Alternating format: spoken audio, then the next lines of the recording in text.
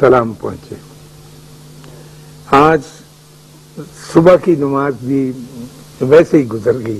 اور یہ کوئی نئی بات نہیں میرے لیے، اکثر ایسے ہو جاتا ہے. آنکھ تو کھل جاتی لیکن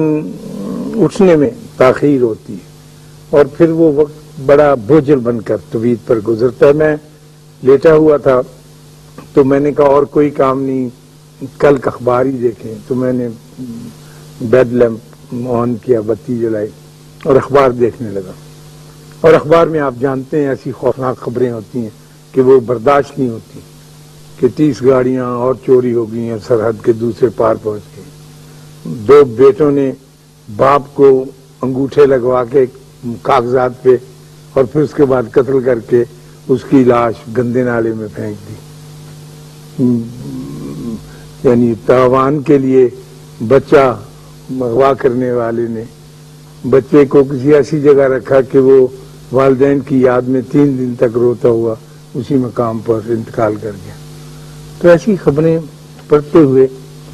دل پہ ایسا بوجھ پڑتا ہے، وہ ظاہر ہے آپ کے بھی پڑتا ہوگا، آپ روز پڑھتے ہیں، کہ میں بہت زیادہ پریشان ہو گیا. اور میں یہاں تک سوچنے لگا کہ ٹھیک ہے خودکشی حرام ہے لیکن ایسے موقع پر اس کی اجازت ہو جانی چاہیے. یا مجھ سے پہلے جو لوگ اس دنیا سے چلے گئے وہ کتنے اچھے تھے کہ انہوں نے یہ ساری چیزیں نہیں دیکھی. میں یہ دردناک باتیں سوچ ہی رہا تھا کہ اچانک کوئی 2-2.5 کلو کا ایک گولا میرے پیٹ پہ آ کے گرا اور میں ہڑبڑا کے اخبار میرے ہاتھ سے چھوٹ گئی. تو میں نے اٹھ کے دیکھا تو میری پیاری بلی کمبر وہ فرش سے اچھلی اور اچھل کے میرے پیٹ پہ آ گئی. اور جب میں گھبراہٹ میں اس کی طرف دیکھا تو چلتی چلتی میرے سینے کے اوپر پاؤں رکھتی، منہ کے قریب اپنا منہ اس نے ایک زور سے میاؤں کی اور چھینک ماری اور کہا کہ بیوقوف آدمی لیٹے ہوئے، یہ تو میرے دودھ کا ٹائم ہے اور تم مجھے اس وقت دودھ دیا کرتے ہو. تو میں تھوڑی دیر تک اسے پیار کرتا رہا اور وہ ویسے ہی میرے سینے کے اوپر ہی آنکھیں بند کر کے مراقبے میں چلی گئی. جب وہ کمبر مراقبے میں گئی تو میں سوچنے لگا کہ جس طرح اس کمبر کو اعتماد ہے مجھ پر، میرے وجود پر اور میری ذات پر، تو کیا مجھ کو میرے اللہ پر نہیں ہو سکتا؟ یعنی یہ مجھ سے کتنی سپیریئر ہے اور کتنی عرفہ والا ہے کہ اس کو پتہ ہے کہ مجھے گھر بھی ملے گا، حفاظت بھی ملے گی، کیئر بھی ملے گی، پروٹیکشن بھی ملے گی اور میں آرام سے یہ زندگی بس. لیکن میرے اندر یہ چیز جو ہے یہ اس طرح سے معجزہ نہیں ہے جیسے بلی کے اندر معجزہ ہے، وہ یقین کے ساتھ چل رہی ہے اور میرا یقین جو ہے وہ ڈگمگا رہا ہے. خیر میں اٹھا، باورچی خانے میں جا کے یہ میری ڈیوٹی، اس کو دودھ اس کا نکال کے دیا اور وہ تھالی میں دودھ لپڑنے لگی. تو میں پھر سوچتا، بہت سارے خوف جو تھے ابھی تک میرے ساتھ ساتھ چمٹے ہوئے تھے. جیسے خوف جو ہے وہ انسان کو آخر دم تک نہیں چھوڑتا اور یہ بڑی ظالم چیز ہے. تو میں نے اس کا ایک طریق نکالا ہوا ہے اپنے طور پہ. میں سوچتا رہتا ہوں کہ جو میرے دل کا خوف ہوتا ہے اسے میں ایک بڑے اچھے خوبصورت کاغذ پہ لکھتا ہوں، ایک عام مارکر کے ساتھ، نیا مارکر خرید کر، کہ اللہ میرے دل کے اندر یہ خوف ہے کہ مجھ سے اس مقام تک نہیں پہنچا جائے گا جس مقام تک پہنچنے کے لیے تو نے ہمیں رائے دی ہے. میں یہ پھر میں یہ لائن بڑی دفعہ لکھتا ہوں. یا ذاتی کوئی خوف، بچے کے پاس نہ ہو سکنے کا، بچی کی شادی نہ ہو سکنے کا، تو میں ایک کلر میں پہلے لکھتا تھا پھر کئی کلر میں لکھتا ہوں. جب میں اس کو بار بار پڑھتا ہوں اور بالکل اس کا وظیفہ کرتا ہوں تو عجیب بات ہے کہ آہستہ آہستہ میرے دل سے وہ خوف کم ہونے لگتا ہے. اور جب وہ کم ہونے لگتا ہے تو پھر میں اسے کاغذ کو پھاڑ کے ردی کی ٹوکری میں ڈال دیتا ہوں. ہر روز میرے خوف جو ہیں، میرے ڈر جو ہیں، وہ نئی نئی شیپ اختیار کر کے آگے ہی آگے چلتے رہتے ہیں. اور میری ایک تمنا اور آرزو اور بہت بڑی ڈیزائر یہ ہے کہ میں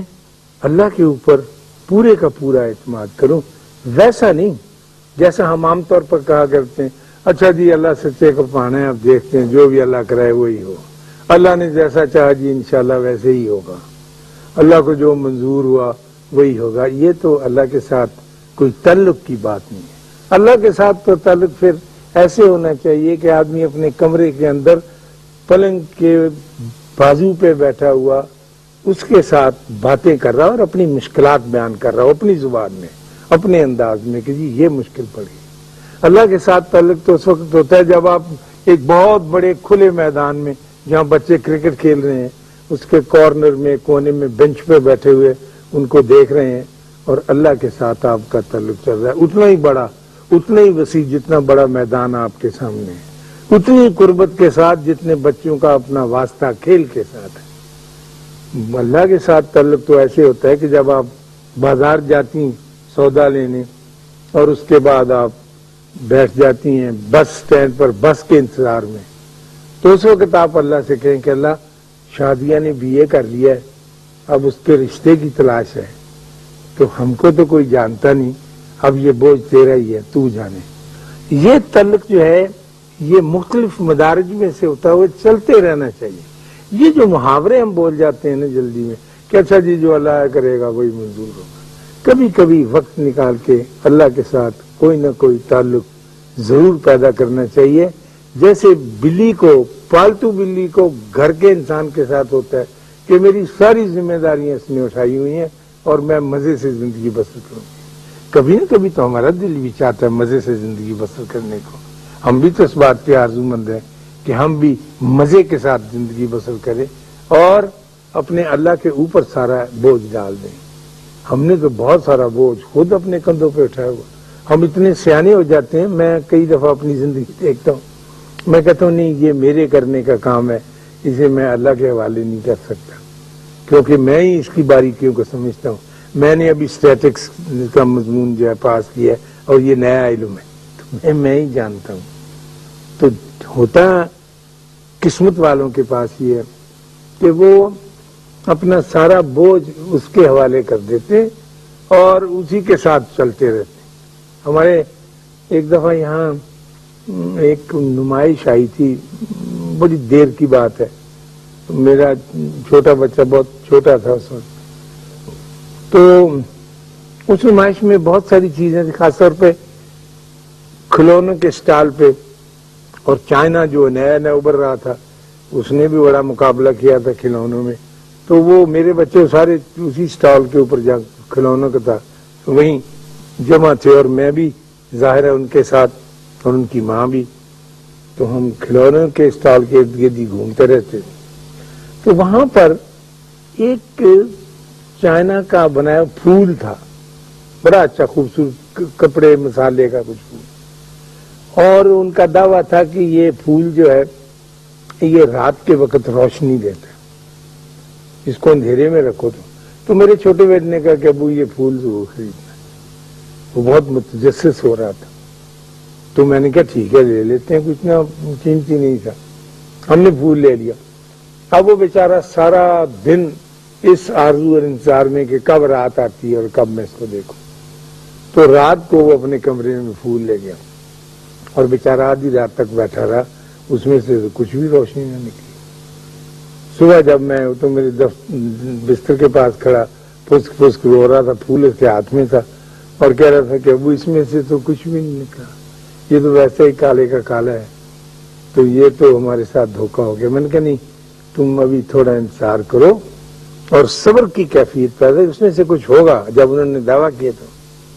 تو میں نے وہ پھول اس سے لے لیا اور اسے اپنے کوٹھے پہ لے جا کر، بڑی کڑی دھوپ تھی، اس دھوپ میں رکھ دیا. مجھے پتا تھا کہ اس میں جون سا ریڈیم ٹائپ مسالہ انہوں نے لگایا تھا، وہ جب تک سورج کی کرنیں ایبزارب نہیں کرے گا اس وقت تک نہیں روشنی آئے گی. جیسے گھڑیاں ہوتی تھی پرانی، وہ جتنی دیر روشنی میں رہتی تھی رات کو پھر جگمگاتی تھی.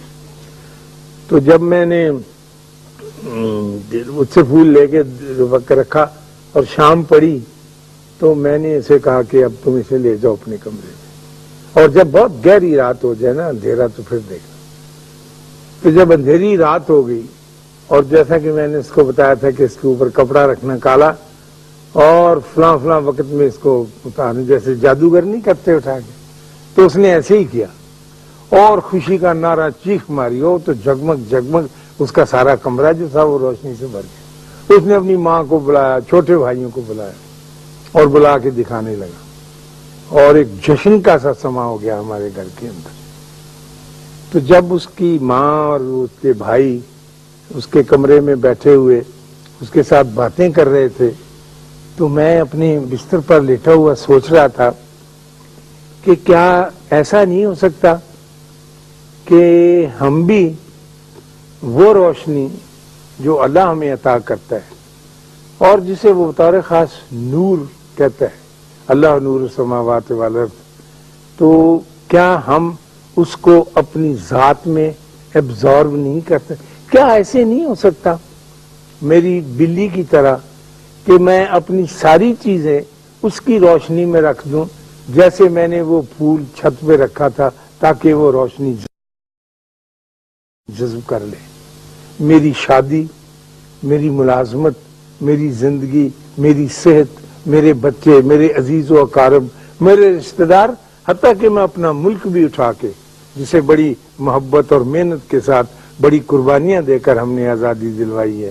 اس کو بھی اٹھا کر میں اس روشنی کے اندر رکھ دوں، اور پھر یہ سارے دن رات اسی طرح جگمگاتے رہیں جیسے میرے بچے کا وہ پھول رات کے اندھیرے میں جگمگایا تھا۔ لیکن مجھے افسوس ہے